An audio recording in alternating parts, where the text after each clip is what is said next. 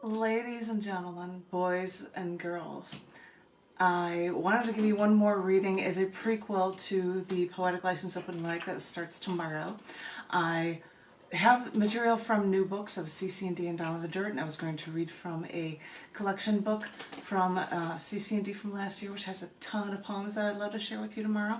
But just recently, I joined in the past week or two a Facebook writing group of poets that is about poetry and books, and it totally had this image right down here of this open book as their lead image. And when I saw that a week or two ago, I thought, I have to pull out this book that Scars Publications actually published, I believe in 2010. Holy cow. And I was going to read to you some poems from it, and these are poems from the book called She's an Open Book. It actually has the book on it, but it's got the Pacific Ocean and lots of storm petrels and frigate birds to imitate the pages coming off of the book, which I thought was kind of cool, and it is available on Amazon if you want to look for an open book and this really nifty, cool cover anywhere. I was going to share with you probably like 6 poems from this book from 3 different performance art shows that were done in Chicago. I believe chapbooks were also released from those shows. These first 3 I'm going to do will be from a show that was called New Year's Unplugged. I think that might have been at Regina's Place in Logan Square in Chicago. That's the best I can say. I don't know if there was music or not, but that's the reason why I had to have my mixtape and my mixtape necklace, even though nobody's going to be checking that out anyway. Like anybody like I know remembers mixtapes anymore, but you know, I had to have that look going for you guys. This first poem is called, you know, I wish I had more light here because there's so much light here and I can't see anything. This first poem from this book I'm going to share with you is called Happy New Year, Janet. So, this is how another year ends for me. I've got one guy interested in me, well, maybe 2. And I have another couple of million that aren't interested. Kind of like last year, and the year before that, and the year before that. And I look back over the years at what I've gone through. It makes me think that I should be doing more with my life. I should be experiencing more. I should be living more. It's like there's this little time bomb in my head and it wants to go off, and now it's just biding time. I guess that's what I've been doing all of these years, too. That's just how my mind works. And I guess that's how my life goes. I am one step, one more year closer to death. It's like, in a way, I have that timer, like a time bomb, and I'm just waiting for everything else to happen. So, Happy New Year. Hope it's better than last, and I hope that you get everything you want. Happy New Year. This is really fun, but what I think I'm going to do, because I miss Tom, you guys are going to hold on a quick second. I want to grab...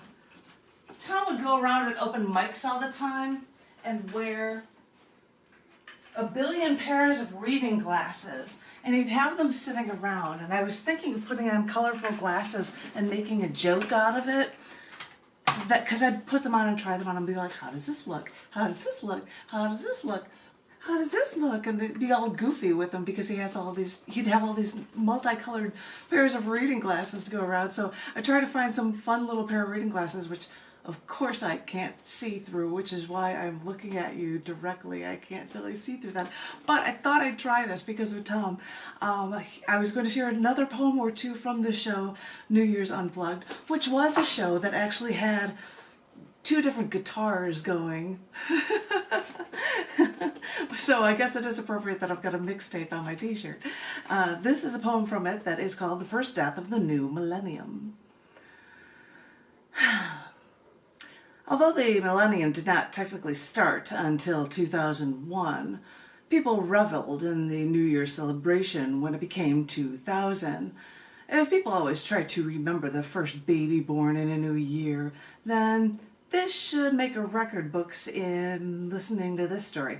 In Nevada, a 26-year-old man named Todd became the first person to die celebrating the millennium. Minutes after midnight, the Stanford graduate climbed on the top of a streetlight in front of a Paris Las Vegas hotel in Las Vegas. At midnight, he started to slip. In an effort to break his fall, Todd grabbed the streetlight electric wires for support. He didn't survive the electrifying Millennium festivities because he was actually conducting them, but a camera caught his 1999 climb and the year 2000 headfirst plunge into the concrete below.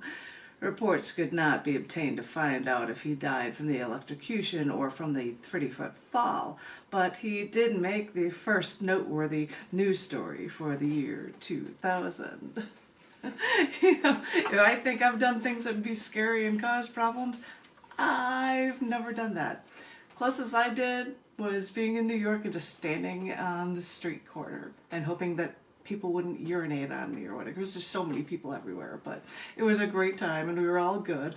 I will share with you one more poem from that show at New Year's Unplugged, and it's called Don't Forget to Write. I haven't seen this in a while, so we'll see how this goes. A new year, a new beginning.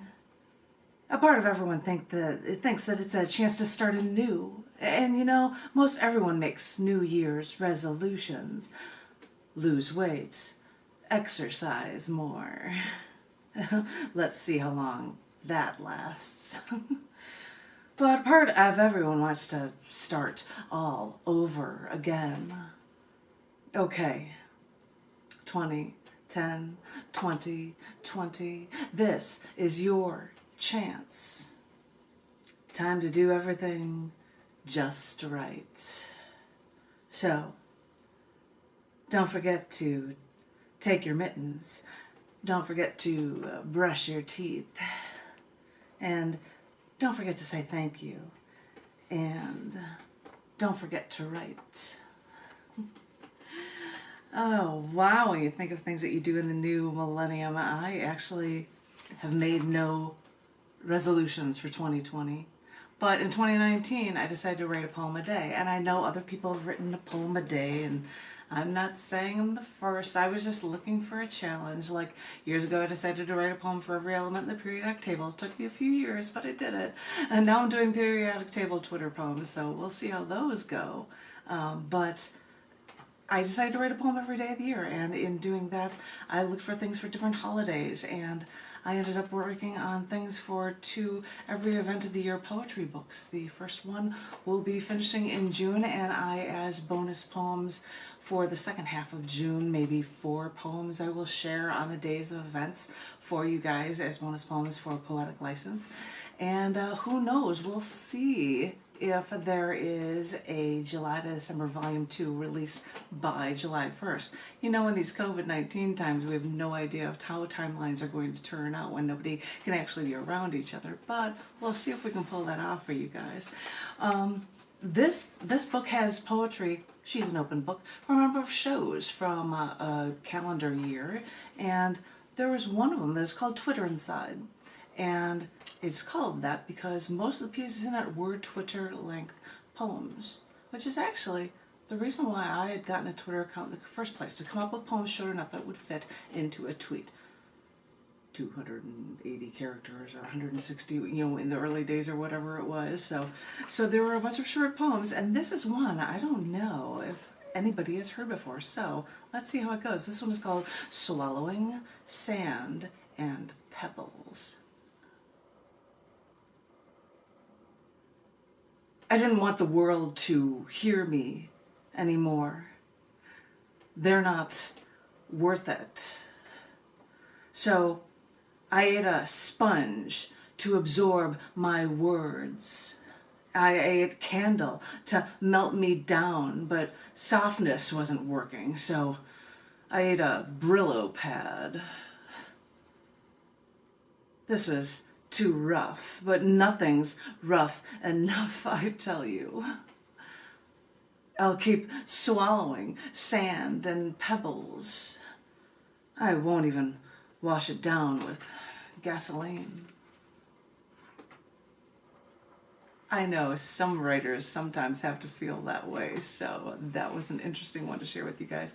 I've got 2 more poems I would like to share with you from the book She's an Open Book, which has this cool little book opening thing. I just think that's so cool. Little storm petrels in the background and the frigate birds coming out like pages from a book. These are 2 poems I'd like to share with you that are seldom read, and they're from a show called Death and Rebirth, which was on July 11th of, I don't know what year, 2010, I'm not sure, but that is an anniversary of the day that I almost was killed. And so there are good pieces and there are bad pieces throughout the show, and I think these are 2 emotional pieces, so brace yourselves for it. This first one was written very shortly after, and it's called They Are Invincible. When things get tough, when you get the bad breaks, well, they get better. Eventually, they do. People don't think about killing themselves. I mean, not as a real option. You'd have to be crazy, right? It will get better. Trust me. No one wants to think about the bad stuff. Everyone wants to see the light at the end of the tunnel. No one wants to think that bad things can happen to them. They are invincible. Sometimes things don't work out the way you planned, though, you know. No, you don't want to think about the bad stuff. You want to think about the things that are supposed to make life grand for you. We all want that, don't we?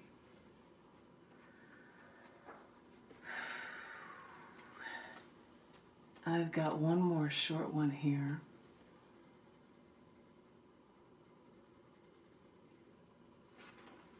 In this show that was called Motions on the Planet. I don't let anyone in to see me, to be a real part of my life.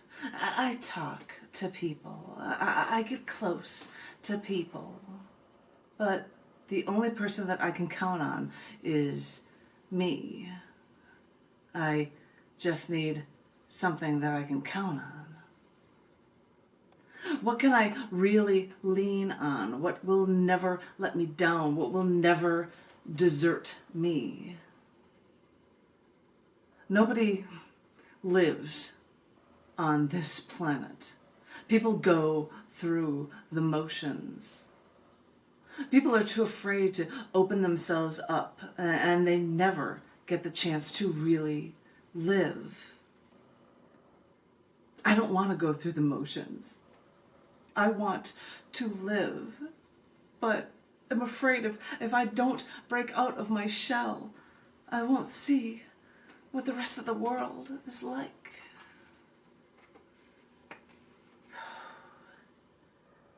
It's interesting because these poems are in this. There are pieces of writing that go with them that aren't poems.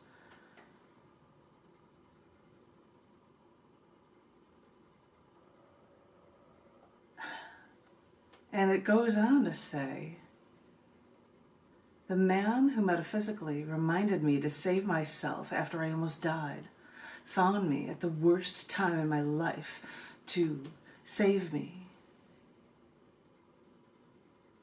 We came back to town for our wedding, and he drove me to the wedding shower because we were both invited to it. This is going to be too much of a love story. I don't know if you guys want to hear this, which was a week before our wedding.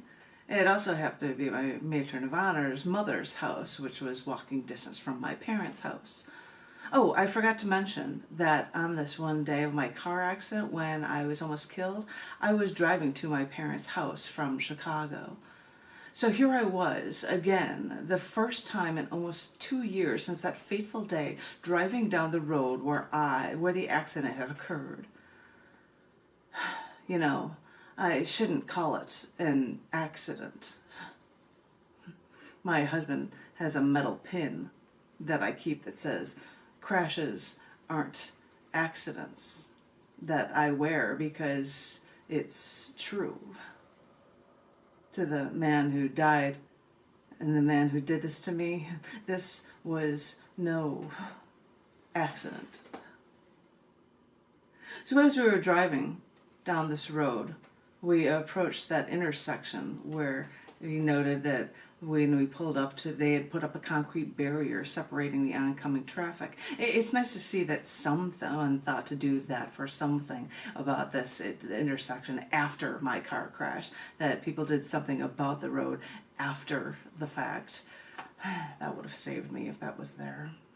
So I decided as we passed this intersection to turn around to see what it must have looked like to the eyewitnesses. And when I looked at the scene, I almost started to cry, thinking about how my life was torn apart because someone was speeding and not paying attention. I heard from eyewitness reports they were actually texting as well, so speeding in a 55-mile-per-hour zone. And then I had to be in the way. So there I am crying. And he looked at me as we drove, probably in a bit of a state of panic himself, not knowing what to do. As I looked over at him, I then thought about why I was on this road. At this point, I was 3 miles away from my wedding shower. So, wiping the tears from my eyes, I said, "But if that accident never happened, then I never would have met you, and I wouldn't be going to my wedding shower right now." And my face just cleared up and my eyes got big in wonder again, and I started to smile. He was totally stunned at how I managed to just completely change my mood. This pain is always right there from what happened from that day, but this was not a time to dwell. I had a wedding shower to attend, and I was the blushing bride. I had to end it and turn it around on a happier note for you guys because those were two somber pieces that I was sharing with you, and I want to say that there's more than just somber or dreadful stuff in this book, because when you are an open book, like the title suggests, she's an open book, then it's going to have bad and good in it, and it's got a bunch of things in here, and it's been a treat to be able to go through this and share poems with you guys for the past couple of days as a prequel to the Poetic License Open Mic, which is tomorrow, Sunday, June 7th, from 3:30 to 5:30 in the afternoon, Central Standard Time. There is a Facebook event page for it that will be open and available for anybody to be able to post anything onto. You can just be posting writing, or you could be posting videos, or doing whatever you would like, because when we are all in the coronavirus COVID-19 time, it is time to share in any way that we know how. So I hope everyone has enjoyed this, and I hope that everyone is remaining poetically inclined and creative and safe, and all know that you are loved. And thank you very much.